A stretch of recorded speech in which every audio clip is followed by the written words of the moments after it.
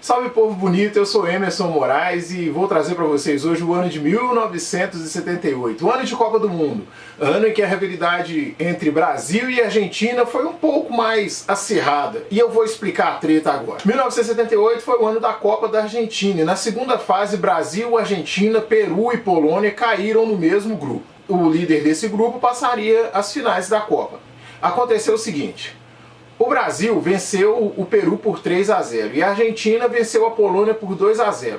No confronto entre Los Hermanos e nós, o jogo ficou em 0-0. A partida ficou conhecida como a Batalha de Rosário. Eu não sei por que levou esse nome. Brasil e Argentina sempre foi um jogo tão tranquilo. #paz.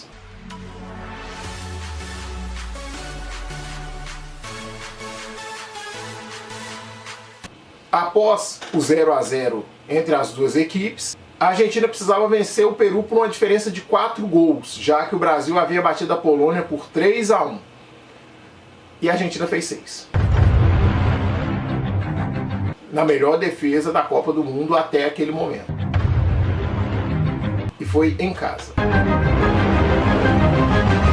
O goleiro do Peru era argentino naturalizado peruano, então várias polêmicas rolaram em relação a isso aí, mas no fim a Argentina enfiou 6-0 nos peruanos, passou a final e venceu a Holanda por 3-0, conquistando seu primeiro Mundial. E em 1978 o Brasileirão teve um campeão inédito, o Guarani de Campinas. O único campeão até hoje dos campeonatos brasileiros que não tem residência em uma capital brasileira. Tava lotadão. Foi tão cheio, mas tão cheio. Olha os contatinhos do seu WhatsApp. Quantos tem aí? O brasileiro tinha mais.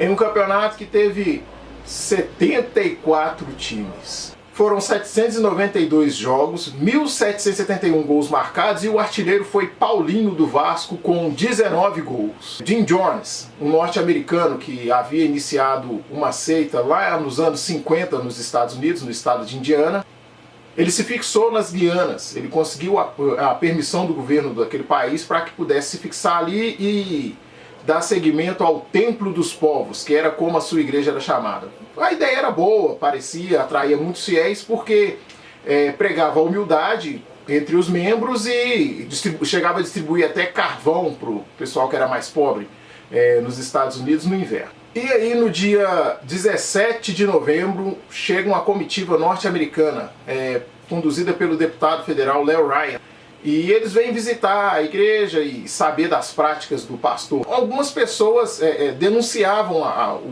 o modo ditatorial, quase ditatorial, com que o pastor conduzia o templo. Algumas pessoas eram inclusive proibidas de deixar a seita.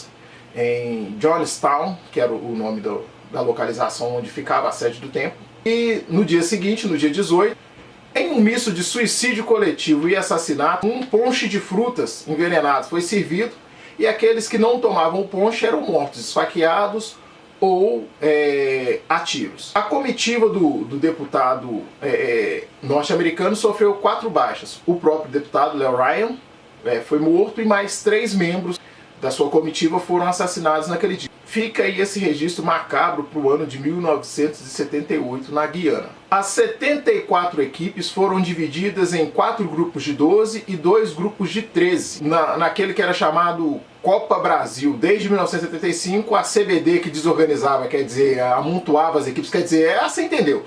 A CBD era responsável pelo campeonato e desde 75 havia adotado o nome de Copa Brasil. E os 6 melhores de cada chave passavam à segunda fase. O restante disputava a repescagem. O pessoal gostava muito da repescagem naquela época, né? Acredito que se o presidente dos Estados Unidos e da Rússia fossem da CBD, ao invés de Guerra Fria, eles teriam feito uma repescagem.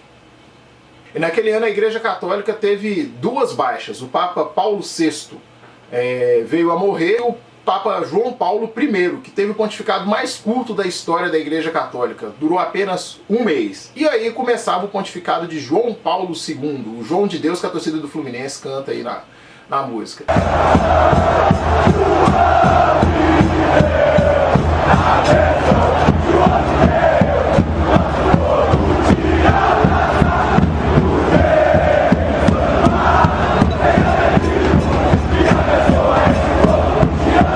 Na terceira fase foram montados 4 grupos com 8 clubes. Eram disputados jogos só de idas e o primeiro e o segundo colocados de cada grupo passavam às quartas. As quartas, as semis e a final foram disputadas em jogo de ida e volta. O melhor no placar agregado passava às fases seguintes. Consequentemente, terminaria campeão. 1978 foi também o ano de início da reabertura democrática do Brasil. O fim do AI-5, que durou 10 anos, assinado pelo Marechal Costa e Silva, e endurecia o regime militar. Através dele, os militares poderiam determinar domicílio onde as pessoas poderiam ficar. Eles suspendiam várias garantias constitucionais, podiam inclusive vigiar pessoas e tinham também o poder de reprimir violentamente as manifestações de cunho político, principalmente aquelas ligadas ao comunismo. E a final do Brasileirão foi feita entre Guarani de Campinas e Palmeiras. Uma das peculiaridades da final aí foi a cotovelada que o goleiro Leão deu em Careca. Não sei o que passou pela cabeça do Leão, goleiro experiente, goleiro de Copa do Mundo. Leão. Vermelho pro Leão. Pênalti. Vermelho. Expulso o goleiro Amerson Leão. Acabou sendo expulso e aí Escurinho, que era atacante, foi pro gol. Ele tomou o gol de pênalti, mas não comprometeu naquela partida. No segundo jogo, o Careca fez o gol do título do Guarani. Continuem nos acompanhando, seguindo, deem um curtir no vídeo, compartilhe se você gostou e aquele abraço. Tchau! Careca deu bote, tomou